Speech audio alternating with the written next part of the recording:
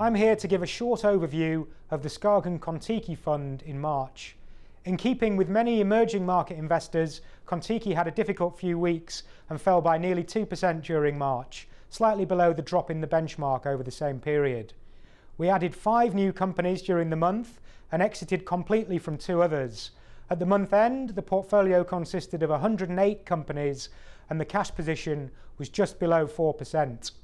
Year to date, SKAGEN Kon-Tiki is up just over 8%, which is nearly 3% higher than the index. Looking even longer term, it has delivered annualized returns of over 20% since inception in 2002, which is over 8% ahead of the benchmark. Looking at the drivers of performance year to date, Hyundai has been the best performer. The Korean car manufacturer, which at 6% is the second largest holding in the fund, has increased shipments this year, including growth in overseas orders. The second best contributor this year has been Great Wall Motor, which is the fund's 4th largest position. During March, it announced that net profit for 2012 had grown 66% on the prior year, and the dividend payout ratio increased to 30%. On the negative side, Vale, the Brazilian iron ore producer, has been the largest detractor so far this year. In March, it announced the suspension of further construction of an Argentinian potash project, as costs had almost doubled to $11 billion. Vale has already spent over $2 billion on the project so far, which is 45% complete, but it has been unable to negotiate tax breaks with the Argentine government. Unless the dispute is resolved, it is likely that the government will take over the project. Another top 10 holding, the State Bank of India, continued to detract from the fund's performance during the month and is the second largest loser year to date. Looking at the portfolio composition, 5 new companies entered Kon-Tiki in March, which reflects the many good investment opportunities the team is seeing at present. Firstly, Ranbaxy Laboratories is India's biggest producer of generic drugs.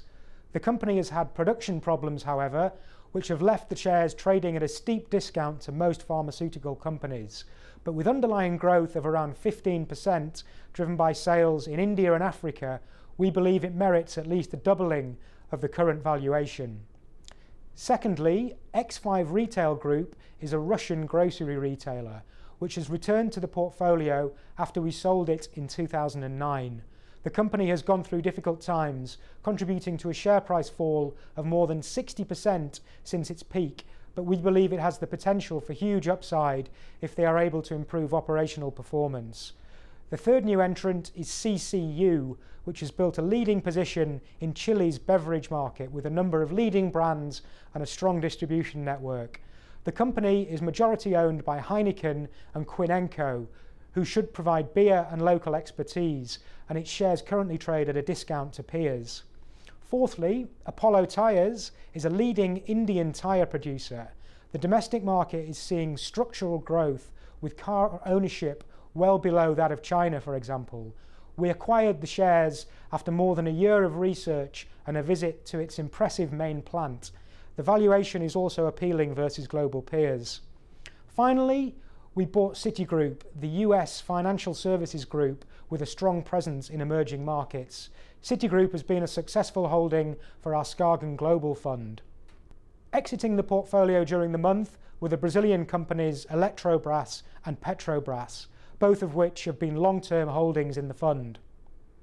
That's all for this month. Thank you for watching, and for more information, please visit the SKAGEN Kon-Tiki section of the SKAGEN website.